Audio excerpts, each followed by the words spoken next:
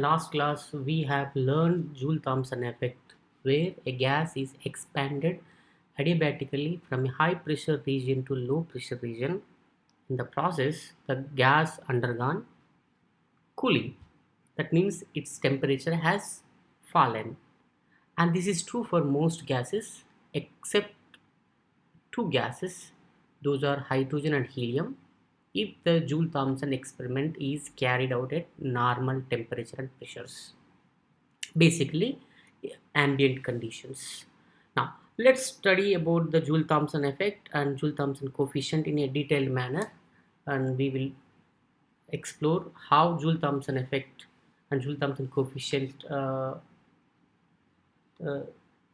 expressions in the real gas situation also. Now in the present class we learn what is Joule-Thomson effect coefficient in an ideal gas.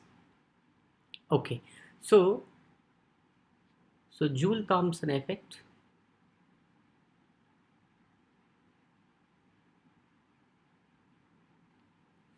Joule-Thomson coefficient in an ideal gas, for an ideal gas. Okay, what is the Joule-Thomson coefficient? Mu jt, that's equal to dou T, change in temperature with respect to change in pressure at constant enthalpy. This is the Joule-Thomson coefficient, and its expression we derived in the last class as 1 over Cp times dou H over dou P at constant temperature. So we are relating Joule-Thomson coefficient with respect to the change in enthalpy with respect to pressure at constant temperature. So what happens now? Let's replace the expression of enthalpy, that is H equal to U plus PV. So let's write E plus PV because we have used E for the internal energy. So then what happens if we substitute here? The mu Jt is equal to negative 1 over Cp times dou. Now I am replacing H with E plus PV over dou P, and this is at constant temperature. Okay, now if we expand this derivative to the factors inside this bracket, we get the expression as follows. What is that? So dou E by dou P at constant temperature plus dou PV by dou P at constant temperature. So this is the expression we got it. Okay, now this is the relation of internal energy with pressure, and pressure in turn dependent on volume. So when pressure increases, volume decreases. When pressure decreases, volume increases at constant pressure. We know that already. Now let's go to the sum. We will try to incorporate volume factor into this expression. How do we do that? Now we express that negative 1 over Cp. Now I write slight changes. So dou E over dou V times dou V over dou P, and both factors at constant temperature, plus dou PV over dou P at constant temperature. So this is what we have got for the Joule-Thomson coefficient for an ideal gas.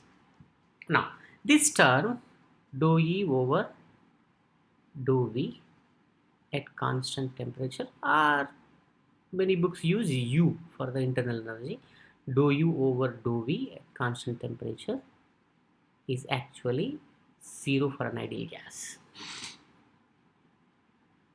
Internal energy is simply a function of temperature for an ideal gas. Okay, this is called internal pressure. Now Another thing here, this factor. So that is dou PV over dou P at constant pressure. This is also 0 for an ideal gas. Why? Ideal gas obeys Boyle's law, and what is the Boyle's law? The PV equal to constant with respect to pressure and with respect to volume. So PV is always same. Whatever, if the pressure changes, volume changes. So as to make PV equal to constant. So if we substitute this dou E over dou V as 0 here, 0 times this one plus this factor is 0. So therefore this is 0 and this is 0. So from this, what we get? Joule-Thomson coefficient for an ideal gas equal to 0. That means a perfectly ideal gas does not show any effect of heating or cooling in Joule-Thomson effect expansion. No changes in the temperature of an ideal gas when the gas is expanded adiabatically, which is under uh, Joule-Thomson conditions. No effect. Now, but there is a effect for real gases. Most real gases undergo cooling when they are expanded adiabatically from high pressure region to low pressure region, which is Joule-Thomson expansion. Why real gases undergo cooling? Many gases undergo cooling except hydrogen and helium, and that at normal conditions. But even those two gases also can undergo cooling in Joule-Thomson expansion if the expansion is carried out below certain temperature. That certain temperature where expansion is giving cooling for the gases is known as inversion temperature. If the same gas is expanded above the temperature, the gas, instead of showing the cooling effect, that shows heating effect. And if the gas is expanded at that particular temperature, it doesn't show any effect. No cooling, no heating. That temperature is known as a inversion temperature. That is known as a inversion temperature. And we will derive expression for this inversion temperature in this class, hopefully. Now, let's go for how Joule-Thomson effect in the real gases case. Now, let's go to the, basically this is the expression for the Joule-Thomson coefficient where the change in internal energy with respect to volume at constant temperature, change in volume with respect to pressure at constant temperature, and this factor. And this one we learned that equal to 0 for ideal gas, but for real gases it is not 0, it is actually positive. Why it is positive? Generally under normal conditions it is positive because there are some attractions, internal pressure, that is called internal pressures. And this factor we know, this is always negative. When pressure increases, volume decreases. When pressure decreases, volume increases. Therefore there will be some opposite relationship, inverse relationship. Therefore this is always going to be a negative term. Okay, now let's see, this is a positive term for real gas, this is a negative one, so this makes this term is negative. And this term in the case of real gas is a bit interesting, and we must have some knowledge of uh, gaseous state of PV versus P curves for real gases. So let's talk them also. Okay, now let's go for the real gases case. Now let's take this factor of the real gases. Okay, now what are we going to learn? Joule-Thomson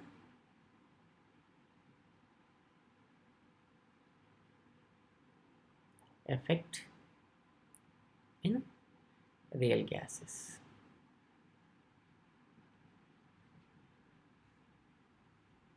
Okay, and we know the expression of the Joule-Thomson coefficient. What is that?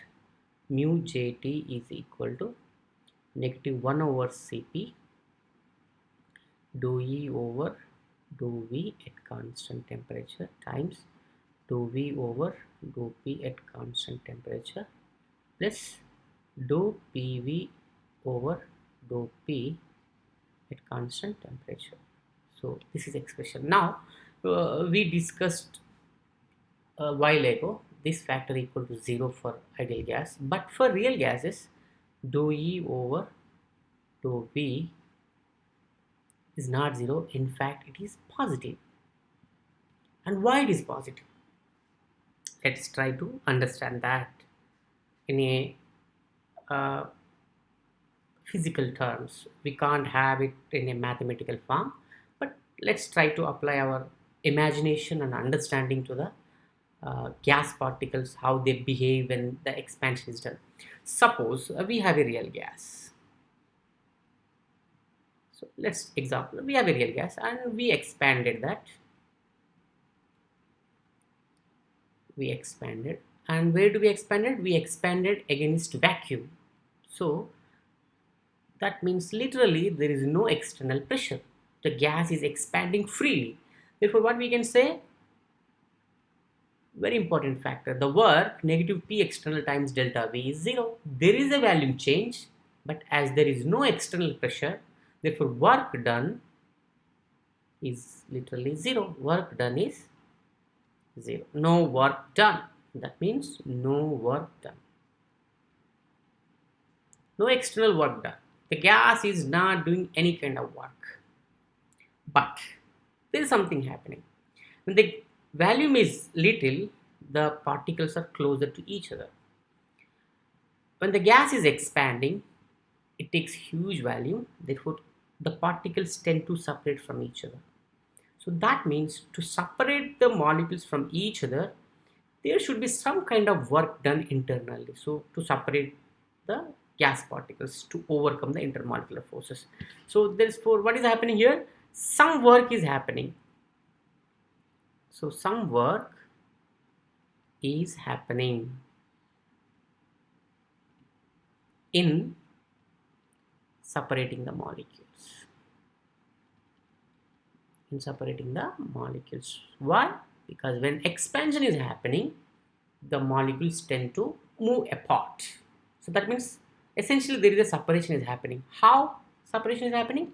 There should be some kind of work happening.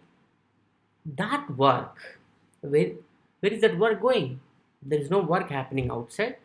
That work actually stays within the molecule with the gas. So some work is happening in separating the molecules of the gas. Why this work is required? Because the molecules are held uh, to each other with intermolecular forces. Therefore, some work is happening here to get expansion against the intermolecular forces. Okay, so what's happening here? The work is happening against intermolecular forces. This is very important thing. Intermolecular attractions.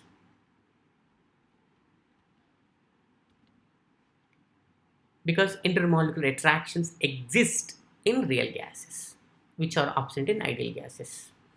So therefore, what's happening here? The work done in separating the molecules from each other is now stored within the gas, and where that work is going out, that working is going to the gas, and it is being stored as a potential energy. This work and this work, now what happening?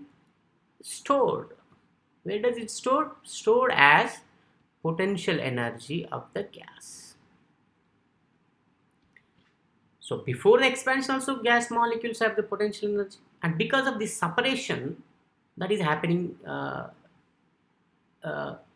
apparently because of expansion, that is also adding to the potential energy. Therefore, what happens here? The important factor is potential energy of the gas increases. Potential energy of the gas increases.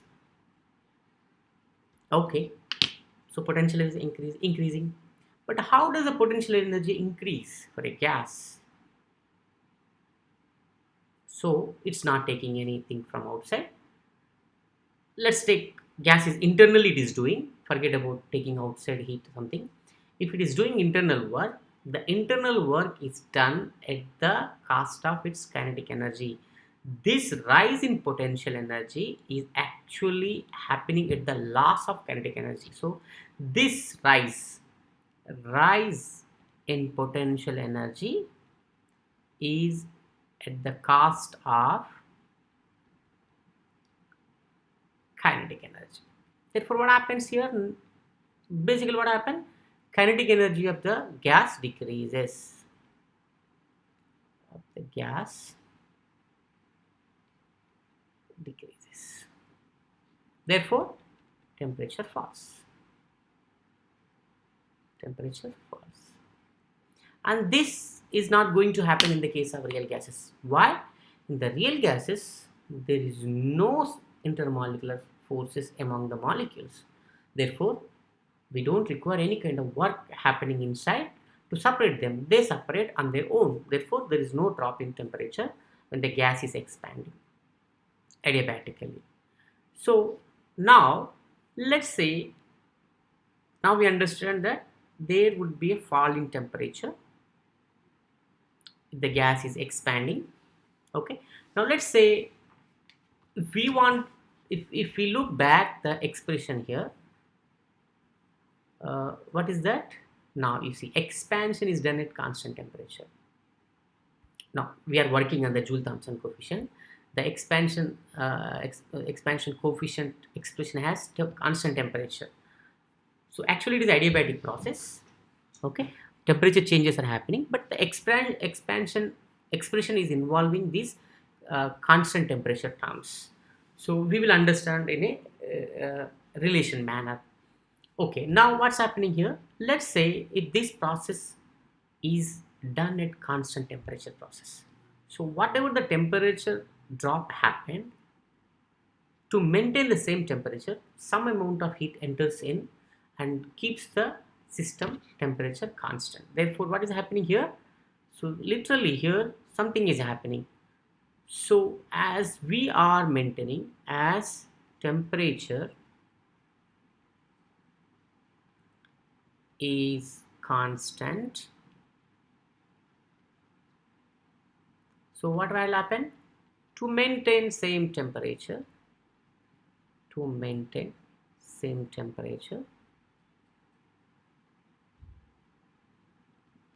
it must absorb heat from outside.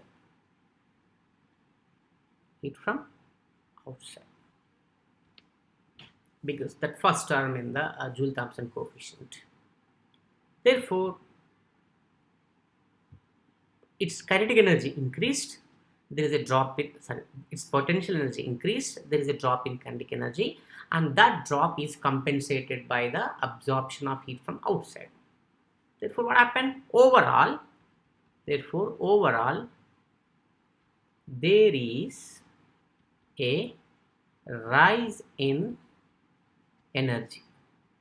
And which energy is increased here? It is actually potential energy increased and kinetic energy remains constant.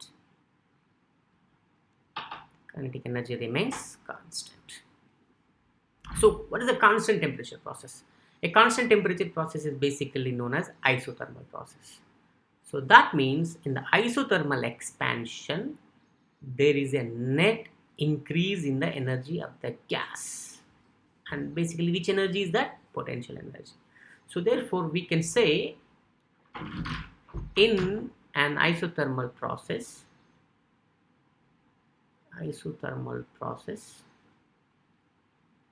so there is a net increase in energy of the system, net increase in the energy of the gas.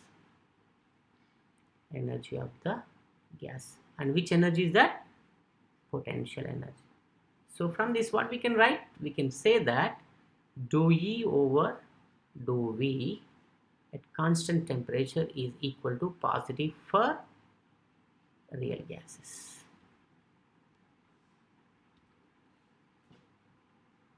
Okay, this term we use in the Joule-Thomson coefficient. Okay. Now, another one we have in the Joule-Thomson. Now, let me write the Joule-Thomson coefficient expression one more time. Joule-Thomson coefficient expression is negative 1 over Cp dou E over dou V at constant temperature times dou V over dou P at constant temperature plus dou PV over dou P at constant temperature. Now, we found from our understanding that dou E over dou V at constant temperature, this term is a positive term. And what about this term? This term is actually a negative term. This is a negative term. Why is it negative term? We must understand.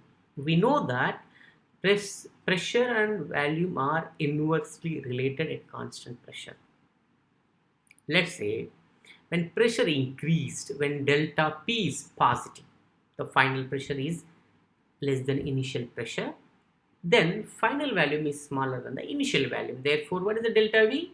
Final value minus initial volume is negative and delta P is positive. Therefore, this term is going to be negative term. Even if we take in a reverse manner, when the pressure drops, delta P is negative, volume increases, delta V is positive.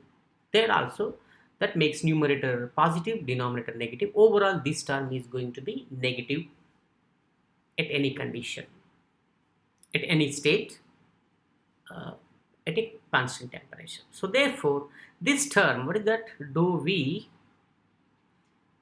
over dou P at constant temperature is always negative. Why? Since P and V are, how are they related? They are inversely related to each other, at constant temperature. So which law is that? That is Boyle's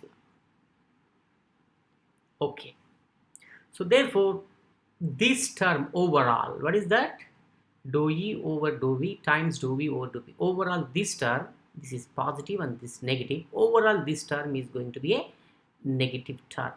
This is a negative. So I can explicitly write that one as dou E over dou V at constant temperature times dou V over dou P at constant temperature. This term, because this is positive and this is negative, overall this is going to be a negative term.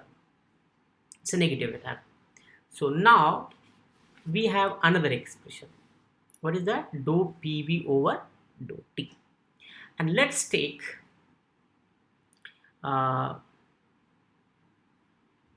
one normal temperature conditions, not very high temperatures, not very low temperature, normal temperature conditions, and pressure is not very high, moderate pressures. In that case, what happens? Let's see.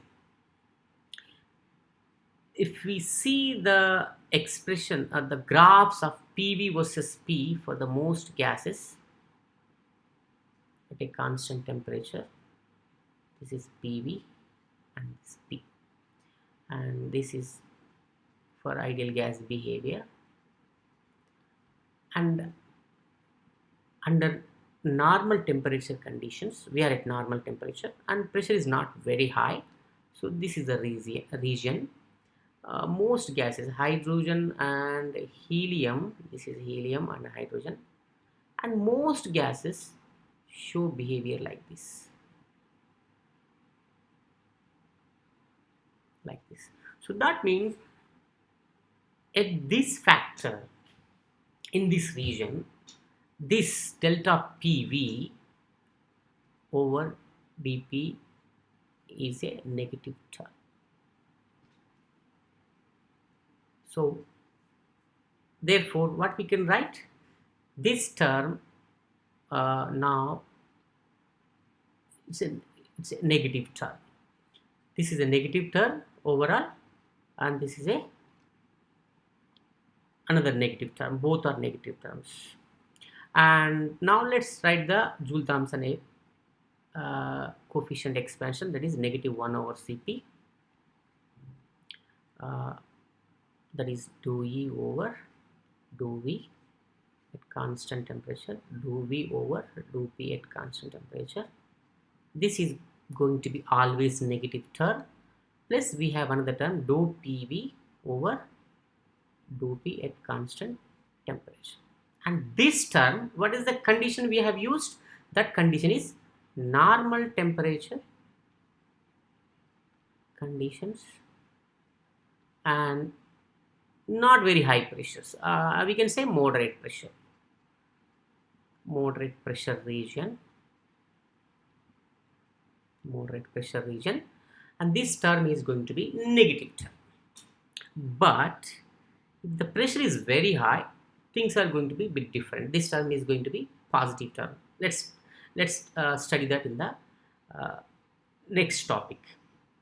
Therefore, this is a positive term always, and this is a negative term always. And the present condition where the pressure is moderate under normal temperature conditions, this is also negative. Negative term and negative term. Overall, inside the bracket negative term, and outside we have a negative sign. Therefore, mu Jt is going to be a positive term. That means for most gases that show the cooling effect under normal temperature and pressure conditions, Joule-Thomson coefficient value is positive. And for the Joule-Thomson coefficient, so basically what we are doing here, when the pressure is okay, let's take when the pressure changes.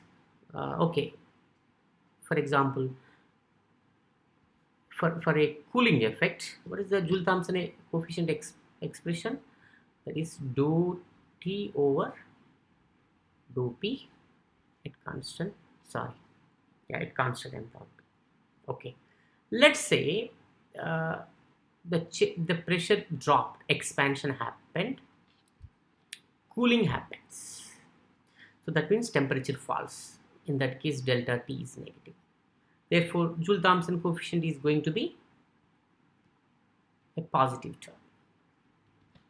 So that means when temperature falls, Joule-Thomson coefficient is positive. That means the gases that show cooling effect in Joule-Thomson effect, and for them Joule-Thomson coefficient value is positive. And for those gases which undergo heating when expansion is done, in that case again expansion results in delta P is negative. Now when it undergoes heating effect, then delta T is positive. So that means those gases that undergo heating effect in Joule-Thomson effect, mu Jt is going to be negative. Okay, so this is what we have. And you see, at some temperature and below that, Joule-Thomson coefficient is positive, and above that the Joule-Thomson coefficient is negative. So a positive term is going to negative term. Somewhere in the middle it comes to some zero value, and that we will study. At a particular temperature, the Joule-Thomson coefficient is going to be 0, and that we will study in the next class. Basically, that temperature is known as inversion temperature. Below that, in Joule-Thomson effect, gases show cooling effect, and Joule-Thomson coefficient is a negative. And above that inversion temperature, gases show heating effect in Joule-Thomson expansion, and Joule-Thomson coefficient value is a negative when expansion is done above the inversion temperature. And at inversion temperature, Joule-Thomson coefficient value is 0, and gas does not show any heating or cooling effect. And before we end this class, what is Joule-Thomson effect experiment? It's clear when a gas, normally when a gas expanded through a porous plug in adiabatic conditions, the temperature of the gas drops. That means the gas undergoes cooling. So what is important here? Gas is expanding from high pressure region to low pressure region, and the expansion is not a simple expansion, it is a throttled expansion. the gas is undergoing expansion through a porous plug, through very uh, fine pores, and that expansion results in cooling effect for most gases at normal conditions, except those two gases, hydrogen and helium. That is known as a Joule-Thomson effect. So in the next class, what we do, why this delta PV over delta P at high pressure conditions is positive. So now inside the bracket of Joule-Thomson coefficient, the first one is always negative term. The second one, depending on the condition, is changing its character. At high pressure conditions, now it's going to be positive term. A negative term is there, a positive term is there. When you have to this, the magnitude is decided by the absolute value of the two terms. If this first term dominates in absolute manner, then it is going to be a negative term, and negative times negative will become positive. But the second term dominates in magnitude. Inside the bracket we have a positive term, and outside the bracket we have a negative. That makes overall Joule-Thomson coefficient value negative. And we will study why at high pressures the second term, that is dou PV over dou P for gases, is positive for real gases, and why, and at certain temperature its magnitude is much greater than the first term, because first term almost remains constant with change in temperature, but second term changes with the temperature, because pressure volumes are dependent on temperature. When you increase the temperature or decrease the temperature, PV value changes. The PV value at a constant temperature is constant, but the temperature changes, PV value also changes. So that makes a very interesting scenario, and we will study that in the next class. And also we are going to derive an expression for Joule-Thomson coefficient and expression for inversion temperature in the next class. Thank you very much.